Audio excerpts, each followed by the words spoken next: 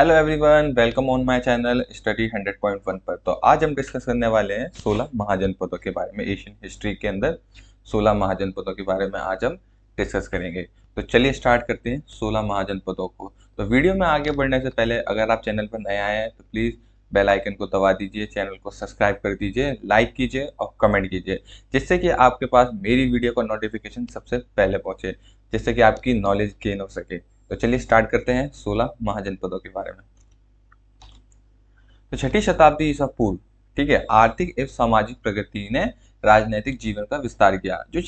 इसका मतलब यह है कि जो भी छठी शताब्दी के लोग थे, उन्होंने आर्थिक एवं सामाजिक जीवन में क्या आई थी, एक क्रांति आई थी, जिससे उनके राजनीतिक जीवन का विस्तार हुआ था। ठीक है, आर्थिक एवं सामाजिक प्रगति के कारण उनमें राजनीतिक जीवन का विस्तार हुआ था।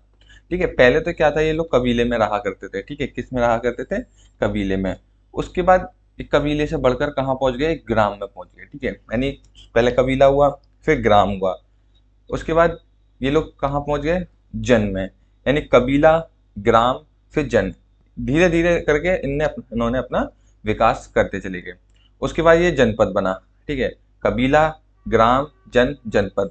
फिर ये जनपद से कहाँ चले गए? फिर इनका जो विकास हुआ जनपद में। ठीक है, तो इनका सीक्वेंस ये था कि पहले एक छोटे से कबीले में रहा करते थे, धीरे धीरे इन्होंने अपने विकास की ओर अग्रसर हुए, तो फिर ये इन्होंने अपने कबीले को छोड़कर एक ग्राम में बने, एक गांव टाइप में रहने लगे। फिर ये उसके बाद ग्राम से निकलकर ये छोटे छोटे जन बनाने लगे, यानी और बड़े बड़े ग्राम को विकसित करने लगे। जैसे ही ये और विकसित होने लगे, फिर इनका जो जन था वो क्या बन गया? जनपद। और इसी तरीके से महाजनपद बन गए। ठीक है, तो आपको समझ आ गया होगा ये कितने टाइप में थे? कबीला, ग्राम, जन, जनपद और महाजनपद के रूप में ये विकसित हुए। प्रमाण, ठीक है, अंगुत्तर निकाय में बौद्ध ग्रंथ से संबंधित है, उसमें इसका प्रमाण मिला है। ठीक है, 16 महाजनपदों का प्रमाण मिला है किसमें? अंगुत्तर निकाय, जो कि बौद्ध ग्रंथ से संबंधित है। दूसरा है भगवती सूत्र, जो कि जैन ग्रंथ से इसका प्रमाण मिला है। किससे मिला है? जैन ग्रंथ से इसका प्रमाण मिला है। तो अगर आपसे पूछा जाए कि 16 महाजनपदों का प्रमाण कहाँ से मिला है, तो आप बताएंगे अंगुत्तर निकाय बौद्ध ग्रंथ से, और दूसरा भगवती सूत्र जैन ग्रंथ से। ठीक है, याद रखिएगा, अंगुत्तर निकाय और भगवती सूत्र से 16 महाजनपदों का क्या मिला है? प्रमाण मिला है। इन दोनों धर्म ग्रंथों में 16 महाजनपदों के प्रमाण मिले हैं, जैसा कि भी आपको मैंने बता दिया है। ठीक है, आगे देखते हैं। इन 16 महाजनपदों का विकास उत्तर में पर्वतों तक, पूर्व में बिहार वाला क्षेत्र तक, पश्चिम में पाकिस्तान तक, और दक्षिण भारत में गोदावरी नदी तक इनका विकास हुआ था। ठीक है, उत्तर में कहाँ हुआ था? पर्वतों तक। ठीक है, पश्चिम में कहाँ हुआ था इनका?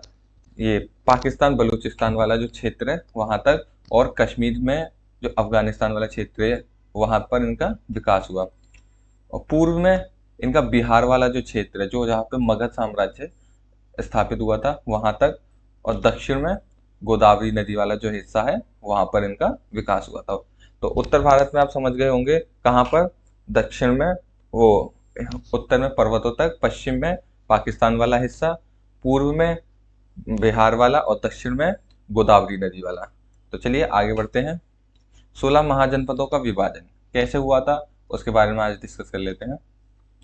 तो बिहार के अंतर्गत कितने राज्य आते थे? 3।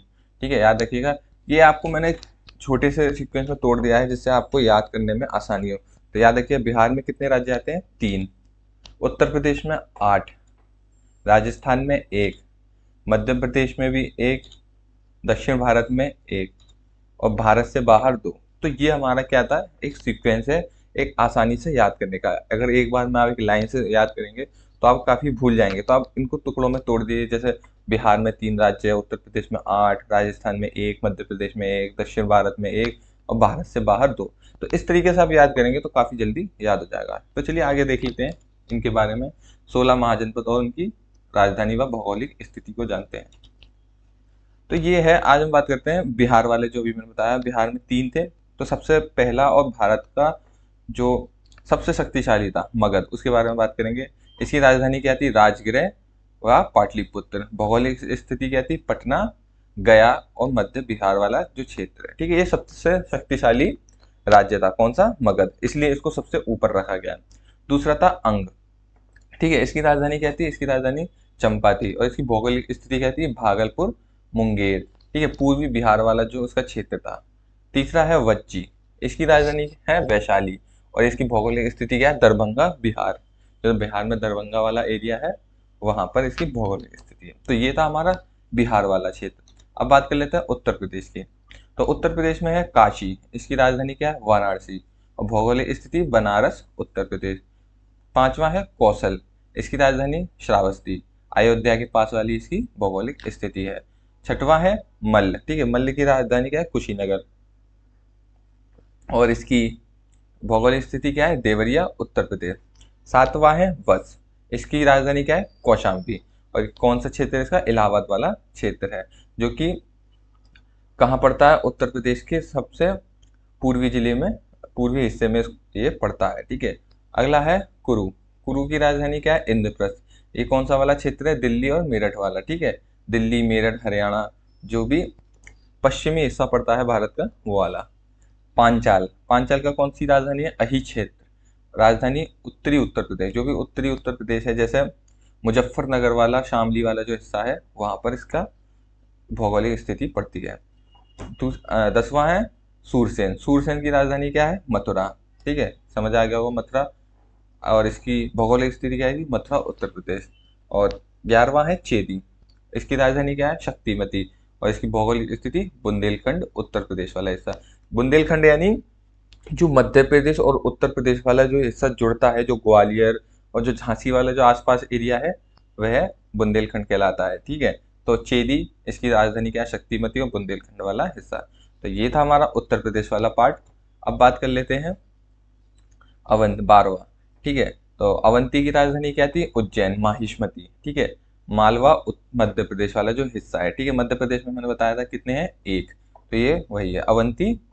राजधानी क्या है, उज्जैन या माहिष्मती, और भौगोलिक स्थिति मालवा उत्तर प्रदेश मध्य प्रदेश। ठीक है, 13वां है मत्स्य, इसकी राजधानी क्या है, विराटनगर, इसकी भौगोलिक स्थिति क्या है, जयपुर राजस्थान। ठीक है, राजस्थान में भी बताया था आपको कि एक राज्य पड़ता है, तो वह कौन सा था, मत्स्य, इसकी राजधानी विराटनगर, और भौगोलिक स्थिति जयपुर राजस्थान।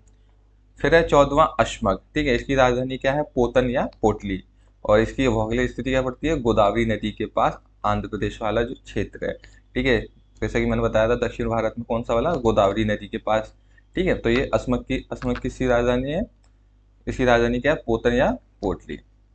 अब बात करते हैं भारत से बाहर। ठीक है, भारत से बाहर कितने थे, 2 राज्य, तो वो कौन सा है, 15वां है कंबोज, इस कंबोज की राजधानी क्या है, राजपुर, ये कौन से वाले हिस्से में पड़ता है, अफगानिस्तान वाले हिस्से में पड़ता है। तो कंबोज की राजधानी क्या है, राजपुर, भौगोलिक स्थिति अफगानिस्तान। फिर है 16वां गांधार। ठीक है, इसकी राजधानी क्या है, तक्षशिला, और ये कहाँ पर पड़ता है, पाकिस्तान वाले हिस्से में पड़ता है। तो ये थे हमारे 16 महाजनपद। ठीक है, याद रखिएगा भारत से बाहर सिर्फ 2 थे, कंबोज और गांधार। तो आज की वीडियो में बस इतना ही। अगर आपको वीडियो अच्छा लगा हो तो प्लीज़ लाइक कीजिए, कमेंट कीजिए और सब्सक्राइब कीजिए मेरा यूट्यूब चैनल एट स्टडी 100.1 को। तो लाइक करना और कमेंट करना ना भूलिएगा, और also subscribe please YouTube study 100.1 को।